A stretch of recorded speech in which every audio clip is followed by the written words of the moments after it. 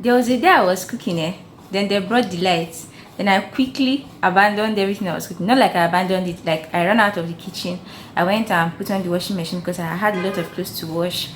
I started fetching water to put into the washing machine. I started sorting the clothes. I was pouring detergent and everything. Then when I was done sorting the first set of clothes, I started washing them. Then I went back to the kitchen. Then after some time, I realized I probably would have finished washing, you understand? And I started running back to the bathroom to drain the washing machine. And as I drained the washing machine, I ran back to the kitchen to continue cutting the vegetables I was cutting. Then after some time, I was like, the water would have finished draining now. Let me go and start rinsing. This how I was patrolling up and down in the corridor. Like I was supposed to finish cooking by 2. But I think I eventually finished cooking by around past 3 p.m. or so. And I was exhausted. My legs were paining me. I had become very cranky. I was no longer smiling. So I don't multitask. I don't like multitasking. And I want to share with you guys in this video my top productivity hacks for stay-at-home moms. So stay tuned.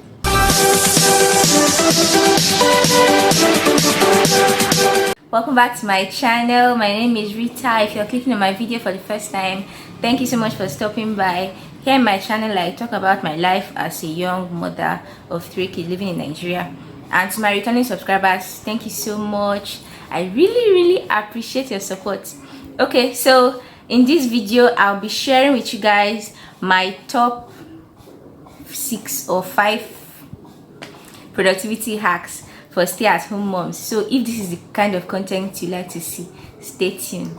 So let's move on. The very first one, avoid multitasking. See, sometimes it's necessary. A lot of moms multitask. Sometimes it's very necessary to multitask if you want to get a lot of things done at the same time frame. But over time you realize that it's not really helping you.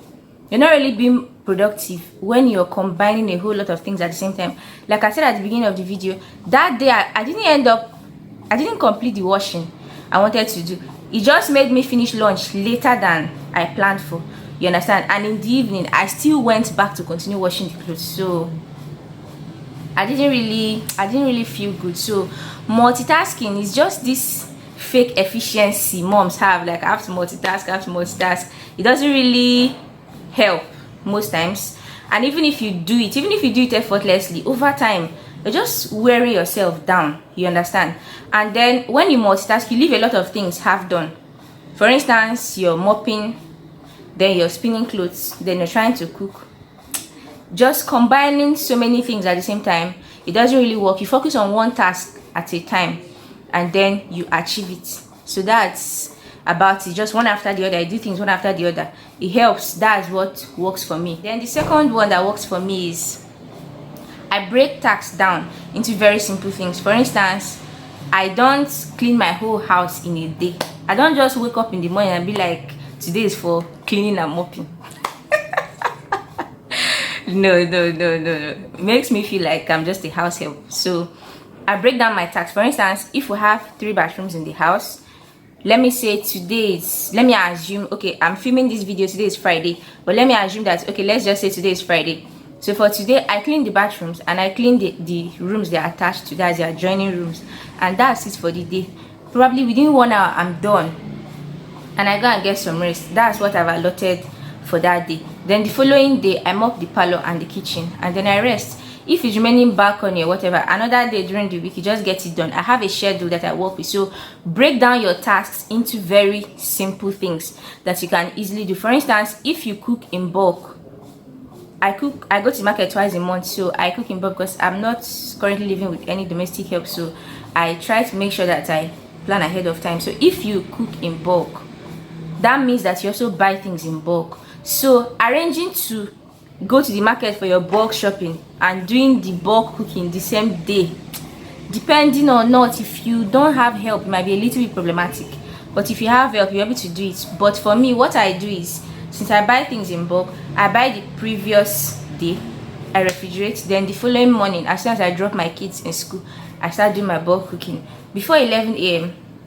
I'm done, and that's it. So schedule your stuff. Don't just pack so many things to do. in one day. Another one that is related to it is, don't have more than three priorities for a day. It go choke you. Don't have more than three things you want to do for a day. Just select like maybe two big things, one small thing. Once you get to that point, you've achieved what you set out to achieve for the day. You rest. Don't be like, I still have strength, let me do that.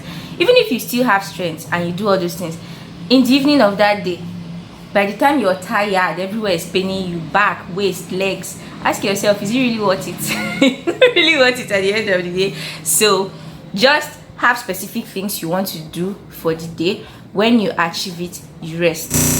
Then the next productivity hack that helps me a lot is, I put off my mobile data. I know we've heard about this one a lot, but trust me, it helps. As far as notifications keep popping on popping on and off on your phone, you can't really get things done. So what I do is, I leave the internet for that specific time. I want to do something, like something is like, come hell or come rainwater, we must do this thing today. I just put off my mobile data. So putting off your mobile data can also help you to become more productive. You could put it off for 2 hours in a day and just do your stuff. Trust me, by the time you're done doing what you want to do and then you want to sit down and press phone, you will feel good. You understand? Like, you don't feel this guilt. You know, sometimes as a mom as a mom with little kids with so many things to do, like, you just be pressing phone because you don't be like, I cannot keep myself. But after some time, when you now see that time has passed, you now start feeling guilty. You understand? So just put off your mobile data, do what you want to do. When you come back, it will help you save data self. When you come back, you just on it and press phone for as long as you like. Then what's the next one? Take breaks. Every day, schedule a time that you sit down and not do anything. It's very important. Even if it is 30 minutes. If you walk, okay, when I was schooling, there's something they call, in the States where I school, they call it Jackie. Is it like donkey or something? You're not a donkey. You're not a donkey. No mother is a donkey. If you walk, rest. If you walk, rest. For instance, my kids close by 3 p.m. every day. Okay, their school is even about to close, but I make sure that at least an hour before I go for school run every day, before I go to get them from school, I'm sitting down. Like, no matter, even if I did not achieve what I want to achieve for the day, I make sure at least an hour, 15 minutes before I leave the house to get them from school, I'm already sitting down and I've shifted the things that I was not able to do to the following day. As far as they have food to eat and they are healthy and they are clean, please, tomorrow is another day. So just schedule some time for rest every day. Even if it's an hour, you must not be sleeping. You can be sitting down, you can even be pressing phone. Just, I don't like pressing phone when I'm resting because I work a lot online, so looking at the screen all the time just makes me feel like I'm not really getting some rest. So even if it's pressing phone, just have some time that you sit down and do nothing for the day. 30 minutes is okay, but it really helps. Then what is the last one? Work in short blocks of time. Very important. Don't clean the house from like 7 till after 2 in the afternoon. Just work in short blocks of time. For instance, you want to clean the house, set a time limit. I'm starting by 7:30 and I'm going to be done by 9:30. Once you finish, just that very short block of time, you've done what you want to do. If you want to go to the market, go early. Don't wait till like sun is beating the hell out of you before you realize that you have to leave the house. So just do things in short blocks of time. Don't prolong it. Even when you're cleaning too, just target this specific time for cleaning. And when you have a time limit for something, it helps you to just get the thing over and done with. So these are my productivity hacks. How many are they?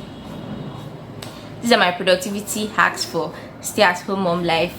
Do you practice any of them? What do you do to keep yourself productive every day in your mom life? Please let me know in the comment section. I've come to the end of this video. If you've watched till this point, please consider subscribing to my channel. I really appreciate it. So please do subscribe, and thank you so much. I'll see you in my next video. Bye bye.